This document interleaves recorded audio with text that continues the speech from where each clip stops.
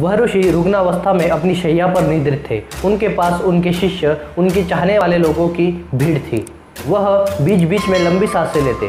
अगली सांस ले पाएंगे भी या नहीं, यह शंका उनकी हालत देखकर वहाँ सबके मन में आई। वहाँ बैठे वैद्यराज ने कहा कि आप अपने कुल देवता का, अपने इष्ट देवता का स्मरण कीजिए। तभी कुछ स्पष्ट शब्दों में ऋषिवर ने कहा, पीलूह पीलूह, और उन्होंने अपनी आखिरी सांस ली।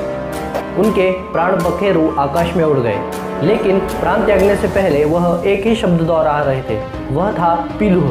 वहाँ खड़े सभी लोग सोचने लगे कि मरते समय, अंत समय उन्होंने भगवान का नाम क्यों नहीं लिया। ऋषिवर नास्तिक है क्या? तभी उनके एक ज्येष्ठ शिष्य ने कहा कि अंत समय में उन्होंने एक ही शब्द का उच्चार किया। हम सब ने वह सुना, वह शब्द था पीलूह।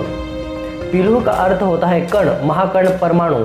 यही हमारे गुरु की देवता थी। बाहर से आए एक व्यक्ति ने उन्हें पूछा कि इसका क्या मतलब है। तब शिष्य ने कहा कि वह कहते थे कि सृष्टि जो है वह कण कण से बनी है, हर एक परमाणु में अकल्पनीय शक्ति है।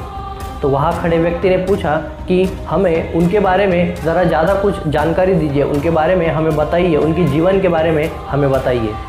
ज्येष्ठ शिष्य ने कहा कि ऐसे महान ऋषि कभी अपने बारे में बोलते नहीं, लेकिन उनके मुख से सुनी हुई बात या फिर बाहर से कहीं सुनी हुई बात मैं आपको बताता हूँ। हमारे दर्शन की यह मान्यता है कि चल और अचल, यह दोनों वस्तुओं में एक ही शक्ति विद्यमान है और उसे मूल कणानाम कहा जाता है। विश्व के कण का स्वरूप समझाकर बतलाने वाले कांतिमान को सबने कणाद यह पदवी दी। 24 तत्व कुल माने जाते हैं, लेकिन कणाद 25वां तत्व मानते हैं। इसलिए उनके द्वारा दिए जाने वाले विचार को वैशेषिक दर्शन कहा गया है। महर्षि कणाद ने अपने ग्रंथों में ऐसे ही परमाणु विज्ञान की रहस्यमय सिद्धांतों का विश्लेषण किया है। तो आइए ऐसे महान ऋषि, जिन्हें आज के युग में हम साइंटिस्ट कह सकते हैं, उनके बारे में आज सुनते हैं। जब कोई भी साधन नहीं थे, तब उन्होंने हजारों साल पहले इस सब का संशोधन किया है।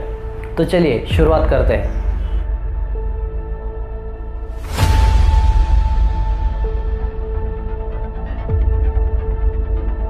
तो पहली जो उनकी क्वालिटी है वो है 4 दिन पहले लाई गेंद के टुकड़े पास ही में पड़े थे और कल लाए हुए सुंदर भंवरे को तोड़ने में बालक मग्न था।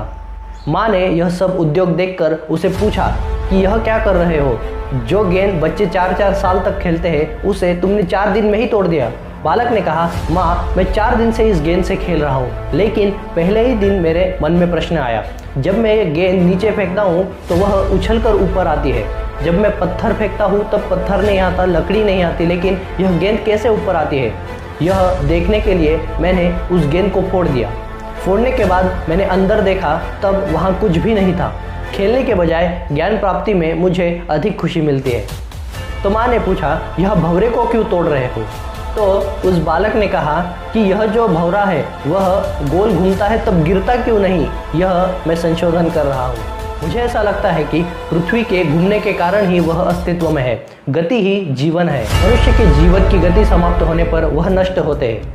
माँ, आपके क्या विचार है? माँ ने कहा, बेटे, मैं तुम्हें प्रणाम करती हूँ। तुम्हारी बुद्धिमानी से मैं चकित हूँ, लेकिन रोज रोज यह वस्तुएं फोड़ना मुझे अच्छा नहीं लगता। यह बालक कांतिमान आगे जाकर कश्यप नाम से जाना गया। उनके विशेष सिद्धांतों के वजह से वह वैशेषिक कणाद के नाम से जग भर में प्रसिद्ध हुए। तो दूसरी जो उनकी क्वालिटी है वो है, पिताजी के देहांत के बाद कांतिमान स्वच्छंद हुए। कभी वह जंगलों में घूमते तो कभी घर पर ही कमरे में अब खुद को बंद कर वह कुछ न कुछ प्रयोग करते रहते। वैज्ञानिक प्रयोग में उनकी बहुत रुचि थी। प्रयोग करते समय वह खाना पीना सब भूल जाते। उनकी भाभी थाली परोस कर रखती, लेकिन कभी कभी 3-4 दिन वह थाली वैसे ही पड़ी रहती। एक बार उनकी भाभी ने उनसे पूछा कि खाना कैसे बना था। ऋषिवर ने उत्तर दिया, खाना तो बहुत ही अच्छा बना था। तब भाभी ने पूछा कि खाना ठंडा था या गर्म था? तो ऋषिवर बोले, कुछ याद नहीं, लेकिन बहुत ही अच्छा था। भाभी ने फिर से प्रश्न किया कि खाने में मीठा पकवान कौन सा था? तब ऋषिवर ने कहा कि कुछ याद नहीं, लेकिन बहुत ही स्वादिष्ट बना था खाना।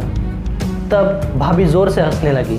उन्होंने कहा कि अब बहुत हो गया, आपने जो खाना खाया वह सुबह का खाना शाम को आपने खाया। थाली में कोई भी मीठे पकवान नहीं थे। आपका खाने पीने में ध्यान नहीं, यह देखकर मैंने सब्जी में ज़्यादा नमक डाल रखा था, लेकिन आपको तो वह भी नहीं पता चला। यह सुनकर कांतिमान भी जोर से हंस पड़े। इस तरह कांतिमान निस्संग निरपेक्ष बर्ताव रखते।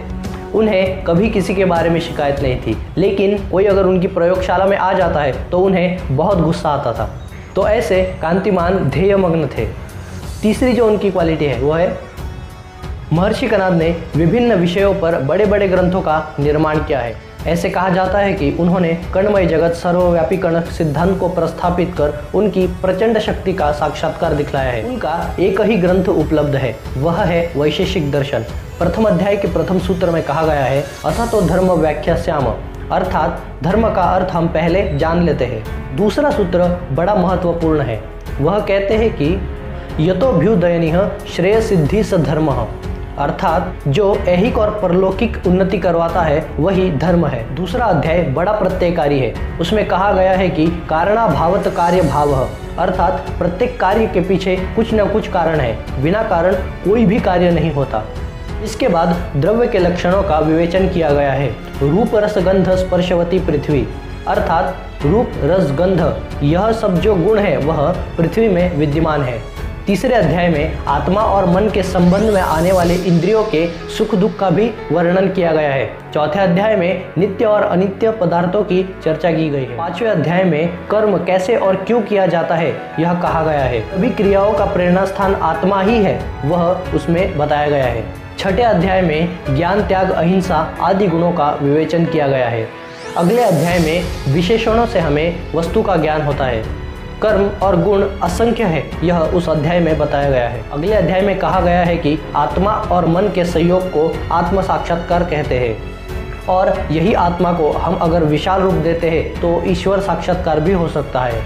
10वें अध्याय में इष्ट अनिष्ट कारण भेद दुख सुख आदि विषयों का अध्ययन किया है। यह वीडियो देखकर आपको पता चल गया होगा कि तब जो ऋषि थे वह बड़े बड़े साइंटिस्ट थे, तब कोई साधन नहीं था, तब भी उन्होंने हजारों वर्ष पहले इन सब विषयों का अध्ययन संशोधन किया है। ऋषिवर की कौन सी क्वालिटी आपको अच्छी लगी यह मुझे कमेंट बॉक्स में ज़रूर बताइए। उनको वंदन करते हुए यह वीडियो समाप्त करता हूँ। फिर मिलेंगे अगले एपिसोड में और किसी देशभक्त के बारे में सुनने। तब तक के लिए भारत माता की जय।